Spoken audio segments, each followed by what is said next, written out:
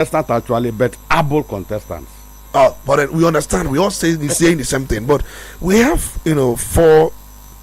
Would I call them pretenders or contenders now? Because the election has come and gone. But you measure whether they were pretenders or they were contenders ab initio. First, we have that of the candidate of APC. You talk about structure.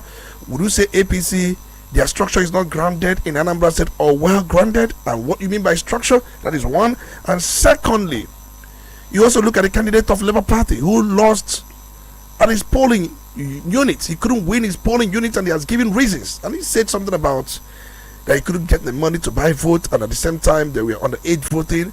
You also look at the candidate of ADC, John Wosu, who ordinarily I felt he won his polling unit, but he came up with a mega vote throughout the election.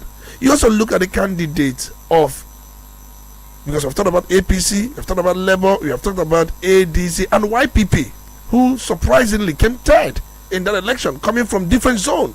We're talking about Paul Chukwuma. So look at these candidates. Were they ab initio pretenders, or from what they put up during campaigns, did they demonstrate themselves as contenders, or they were just pretending? Let me give you the way I understand it. For the APC candidate, they were abandoning some unfounded facts that the federal is behind them, that they have the federal might. A very dirty statement in politics. When you say you have the federal might, it means that you have the intention of rigging. It means that you have the intention of using the federal paraphernalia to cheat in the election. That was a dirty one, and that made me hate APC. And let me tell you, APC before the election had no structure in Anambra State. APC before this election had no structure in the southeast. When you say that a party has a structure so that the governor of a state, like in my Enugu state, the governor of a state, when Ifangwa was the governor, can stay in his office and call the ward chairman in Uboka of a particular ward. That is a party structure. The governor of a state should have almost all the number of the party ward chairman, party ward executive, local government executive, and all that. But the APC candidate just jumped in. If I come in, maybe if I start banding the message that have federal might, people will vote for me. It doesn't work that way. You can only say that in an literate environment. Then the Labour Party candidate came in trying to harvest the goodwill of P2B, then as the Labour Party presidential candidate. And he almost did not campaign. I did not see him on ground.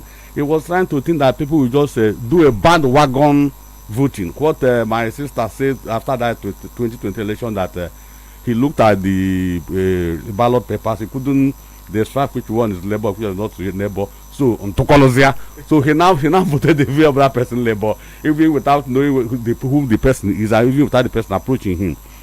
Now the ADC is a party I have sympathy for. Coalition party. Coalition party. I have very strong sympathy for the coalition, but the coalition, like a child who refused to grow, has refused to grow, and I'm not surprised, because people down here join the coalition hoping that P2B is coming there, and if he's coming there, he's going to click something serious. But as events develops, the Northerners too started jumping in, and we developed cold feet. People did not develop cold feet. So ADC, the coalition, have not had the structure on ground to win a councillorship election, let alone a governorship election.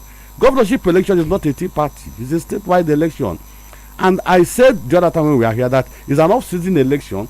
Every effort of every political party that is serious is garnered towards that particular election, and it is for an incumbent governor to demonstrate that he has capacity and he has a grip of the party who soon to have contested the election.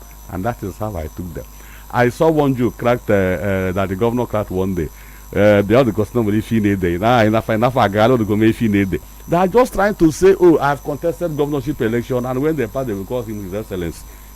It's enough for them, but right. That is not what politics ought to be. Okay. All right, that's Barrister Wunende. But let's really get your thoughts. Chris Makulwosu, do you agree with some of the thoughts he shared on these candidates? But then he did not really hit the nail on the head when I asked him, would he call these candidates pretenders or contenders? But he ended up trying to explain what they thought about him, but from his explanations, they were all pretenders. Just like he said, they were actually in Ede. But let's get your thoughts, Chris Macros. Well, I agree with him to a very large extent, but I do not want to say that there are no contenders. That is not exactly my perspective. For example, I see Okachuku as a contender. In what sense? However, I'll get to that. Okay. However, some factors which he had touched on militated against him. I do not also agree that the APC do not have a structure in Anambra State. They do. But what happened was that in the build-up to their primaries, something happened and something gave way. What do I mean? Paul Chukwuma had been financing APC over the past 4 years before their primary. I know that APC has ward offices in all the wards. They have officers. For example, in my own ward, I know the APC chairman, I know the APC secretary, I know their executive, and it is like that, in fact, across the 326 ward.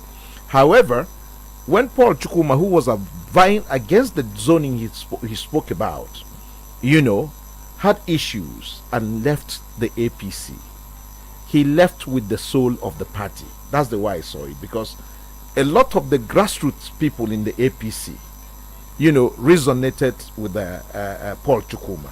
So when they saw it that he was actually, victimized, even though they knew he was running against the wave, a lot of them gave way. And so the APC structure got balkanized. This is not to say that if it was not balkanized, that he would have sprung any surprise. No, he wouldn't. He made the point.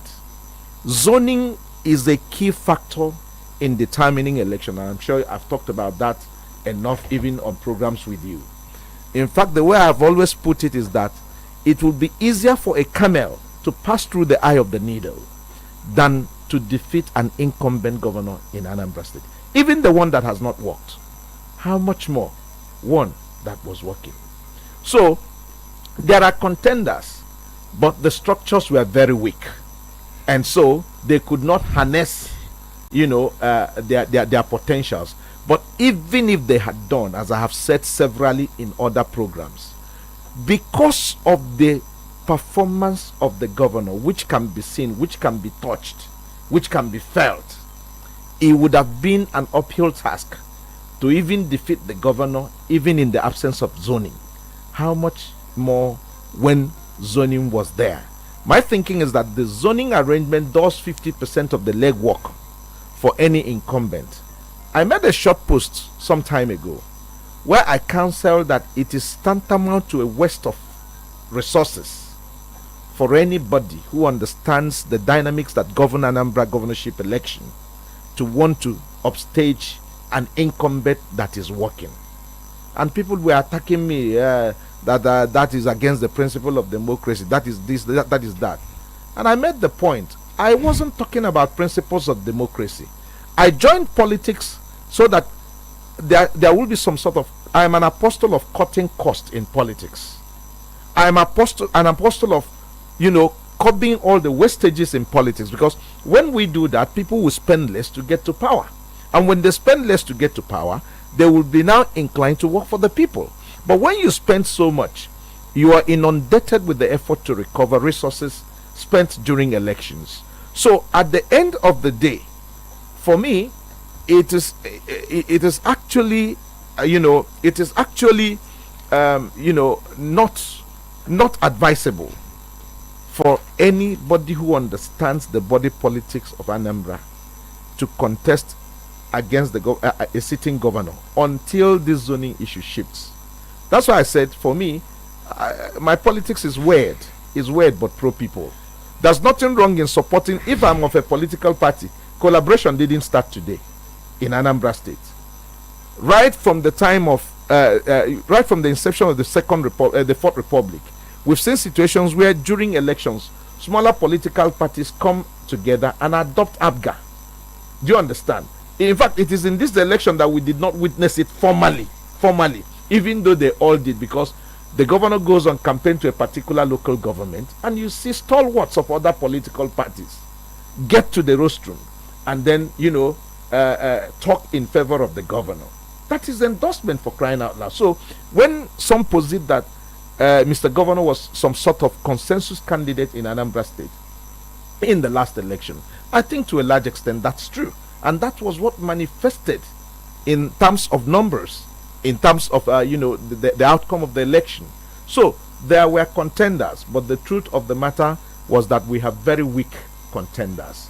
I don't want to say they are not. When he says something about APC lacking structure, you said you may not agree with that, but we have to define what you mean by structure, because for political structure to be active, it means that the structure will be having meeting from time to time. The list will be quarterly. When I talk about structures at the ward level, do you think APC in Anambra State, they have wards that conduct monthly or bi-monthly or quarterly meeting every month to keep the activity of the party strong? Because they have not won a councillorship election, they have not won local government election, they have not won any election. Let me say this. There is a way our people perceive the APC. So it's not even a function of structure. But again, you are talking about two different things. There's a difference between having a structure and having a functional or active structure.